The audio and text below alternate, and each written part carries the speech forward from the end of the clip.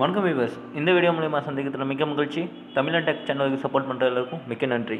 இப்போ recent update என்னென்னா, இன்னும் ஒரு ஃபியூ டேஸில் வந்து பார்த்திங்கன்னா TNPSC VAO எக்ஸாம் வந்து பார்த்திங்கன்னா வரப்போகுது.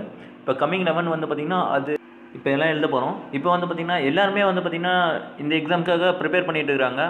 தமிழ்நாட்டில் மட்டுமே பார்த்தா 22 லட்சம் பேர் வந்து பார்த்திங்கன்னா இந்த எக்ஸாமுக்காக அப்ளை பண்ணியிருக்காங்க. இதோட வேகன்சி வந்து பார்த்திங்கன்னா வெறும் 9351 இந்த வேகன்சிக்காக. இப்போ இதில் வந்து நாம் வந்து கிளியர் பண்ண முடியுமா அப்படின்னு நினச்சி நீங்கள் எப்படி கிளியர் பண்ணுறது, அது ஒரு சின்ன டிப்ஸ் நான் சொல்கிறேன். அதை நீங்கள் ஃபாலோ பண்ணாவே ஓரளவுக்கு வந்து பார்த்திங்கன்னா கொஞ்சம் சக்ஸஸ் ஆக முடியும். அது எப்படின்னா, எல்லாருமே வந்து பார்த்திங்கன்னா கோச்சிங் வந்து நியர்லி 1 year 2 year வந்து பார்த்திங்கன்னா இந்த எக்ஸாமுக்காக பண்ணிகிட்டு இருக்காங்க. அவங்க கண்டிப்பாக வந்து பார்த்திங்கன்னா லாங்குவேஜ், அது வந்து பார்த்திங்கன்னா லாங்குவேஜ் இங்கிலீஷாக இருந்தாலும் சரி, தமிழாக இருந்தாலும் சரி, அவங்க நியர்லி ஒரு 6th ஸ்டாண்டர்ட்லேருந்து 10th வரைக்குமே வந்து பார்த்திங்கன்னா அந்த புக்ஸ் எடுத்து ரெஃபர் பண்ணிட்டு தான் இருப்பாங்க.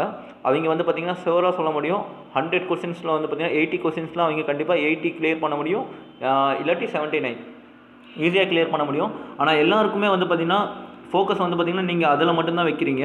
அந்த ஃபோக்கஸ் வந்து பார்த்திங்கன்னா கொஞ்சம் வந்து பார்த்தா அதில் ஈஸியாக கிளியர் பண்ண முடியும்னு தெரிஞ்சால் அவங்களுக்கு இப்போ நம்ம ஃபோக்கஸ் எங்கே வைக்கணும்னா, இப்போ எல்லோரும் இப்போ கொஞ்சம் கரண்ட் அஃபேர் வந்து பார்த்திங்கன்னா கொஞ்சம் நல்லா தெரிஞ்சுக்கிட்டாவே வந்து பார்த்திங்கன்னா எல்லாருக்கும் மார்க் போகிற விஷயம் வந்து பார்த்திங்கன்னா கரண்ட் அஃபேர் வந்து நிறையா பேர் ரெஃபர் பண்ணுறதில்ல, நல்லா பார்க்குறதில்ல, நிறைய தெரிஞ்சுக்கிறதில்ல.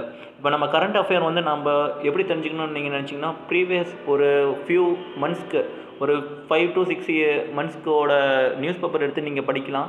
நீங்கள் நியூஸ் அதிகமாக பார்த்துட்டு இருந்தீங்கன்னா கண்டிப்பாக வந்து பார்த்திங்கன்னா அந்த நியூஸ்லேருந்து உங்களுக்கு கேதர் பண்ணி தான் வந்து எதே ஒரு கொஸ்டின்ஸ் வந்து கேட்க போகிறாங்க. உங்களுக்கு வந்து கரண்ட் அஃபேர் நல்லா தெரிஞ்சிருந்தாவே இந்த எக்ஸாமுக்கு வந்து நீங்கள் ஈஸியாக கிளியர் பண்ணுறதுக்கு ஃபஸ்ட்டு சான்ஸ்.